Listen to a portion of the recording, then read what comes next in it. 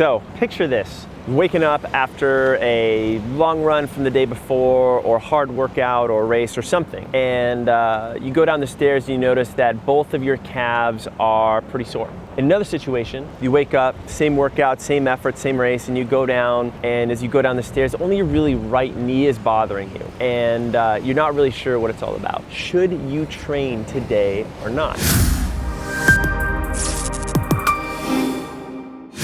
So let's talk about bad forms of pain. To me, bad pain are things that are really acute.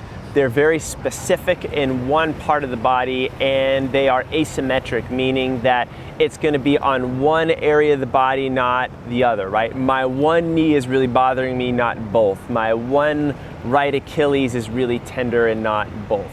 And there's a few dangers with this types of bad pain that we need to be careful about.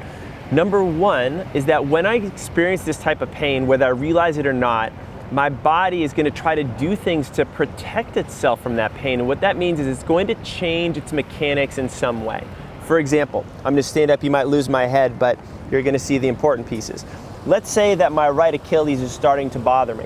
And I notice that every time I push off when I run, it bothers me a little bit more. So what your body's going to start to do is push off less on this leg and rely a little bit more on this other side. So if I keep running with this, not only do I keep that right ankle Achilles irritated, but I start to load up the left side a little bit more than I would like it to be loaded up as well. One of the other issues with bad pain that we need to be careful about is that our sense of normalcy and our pain tolerance increases the longer it sticks around. Because hey, you're a runner, you're pretty tough, you know how to suck it up in a lot of different situations, so you do. But the problem with this is that, sticking with that right Achilles issue, let's say the first 3 or 5 minutes of your run, it bothers you a little bit, but then it goes away. And you're like, great, it went away, I'm fine.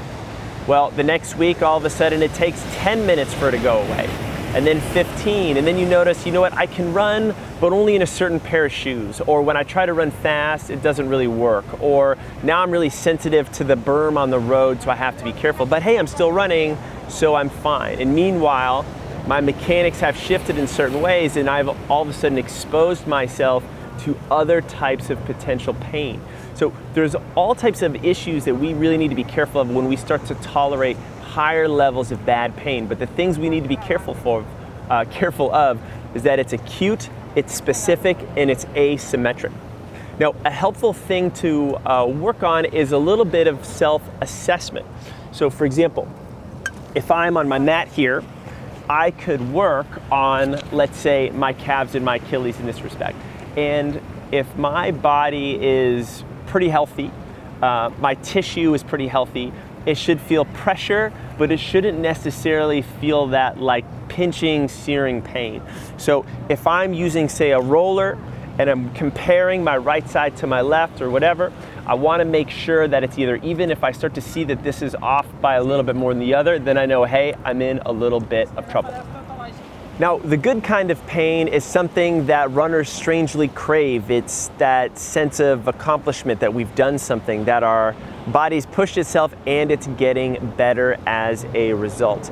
Signs of good type of pain are general symmetrical soreness, things that are not necessarily specific or acute in basic area, but is something a little bit more spread out, like both your hamstrings and calves are smoked after running a hard 5K or 10K or doing the longest run you've never done before, right? Those are all good signs that you're experiencing good forms of pain.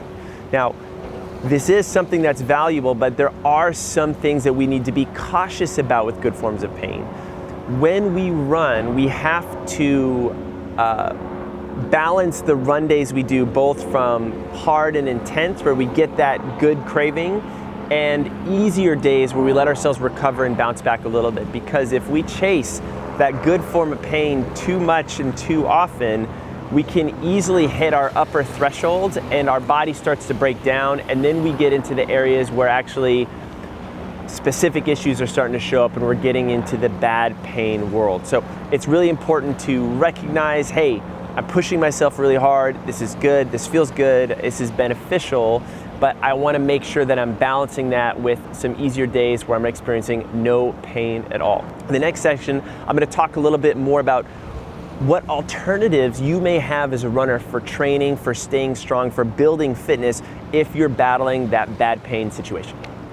Now, if you're dealing with that bad pain situation, it's very tempting to throw a bag of frozen peas on it, to pop a few Advil, and to just ignore what's potentially happening. Or you're like, you know what, I have this issue, but all of a sudden, if I get into a different pair of shoes, the pain is gone away. Yes and no, right? We have to remember that a lot of times when we're dealing with acute bad physical pain, it is related to a weakness of mine or a lack of range of motion of mine in some way. It could be a lack of range of motion at a major joint, right? If you're dealing with that Achilles issue, it could be lack of range of motion in the ankle.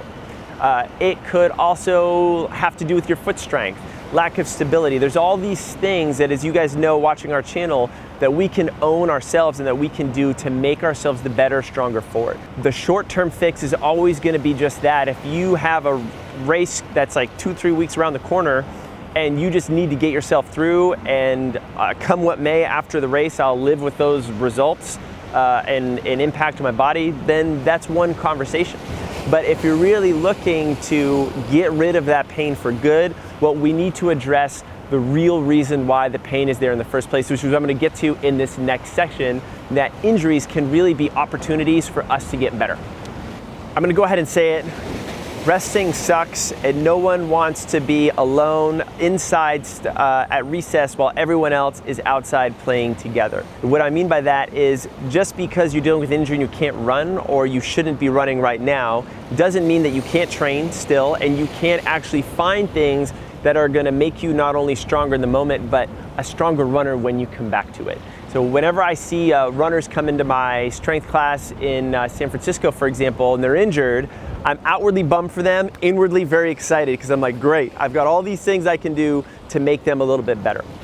Let's go and play with that Achilles injury, for example, right? If I'm someone who's a little sensitive and I can't push off the foot a lot, well, I want to look at their range of motion in their squat and their ankle. Do they have full range, yes or no? Could they go ahead and kick out into one side and be able to keep this heel flat on the ground? If they're lacking that range, there's opportunity there. We can start to improve that ankle range of motion, and in the process, we get a ton of blood flow to that area. We start to expedite the healing process. We can do some basic, single leg balance, foot strength assessments. We could do some jumping up and down across a line.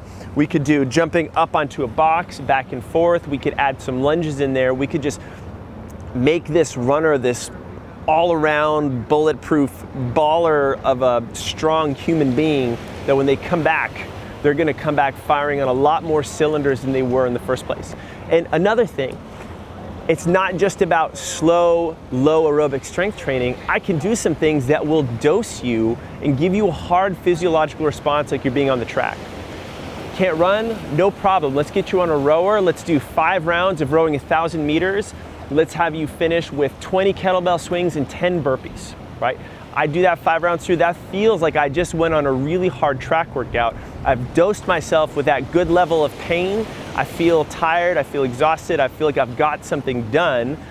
If I can do this with some other people, I've scratched that social itch too. We've done this thing together, and we've made ourselves that better human and that better runner. So remember, if I'm dealing with that bad pain, it's not the end, it's the beginning to something else.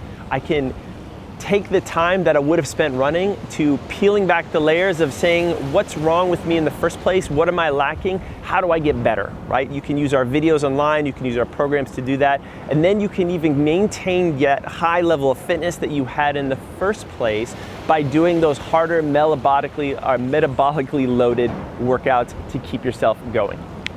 Now sooner or later you may find yourself on both sides of these things. I know I have. I remember running the North Face 50K a couple years ago, and my foot was bothering me. And it was something that I thought I could mitigate and keep down, 4 weeks in, 8 weeks in, 12 weeks in. But the last 4 to 6 weeks was tough. And I'm not gonna lie, like that pain was creeping up a little bit.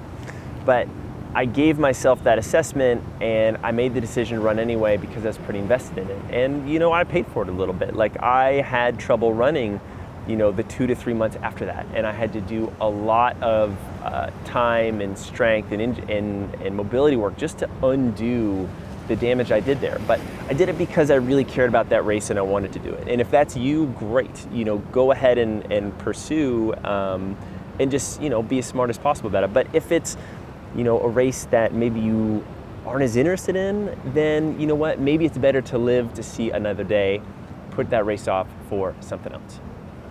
You know, injuries really are never fun, especially when we let them build up and we have to have that forced takeout. So it's much better if we can catch them before they happen. And lucky for you, I just made a video on the most common runner injuries that are out there for runners and how to avoid them. I've been through a lot of them myself personally. I've worked with a ton of athletes on how they can rehab themselves with a foam roller and just a few exercises in like 5-10 minutes a day. It is up next in this video. Enjoy. I'll see you guys in the next one.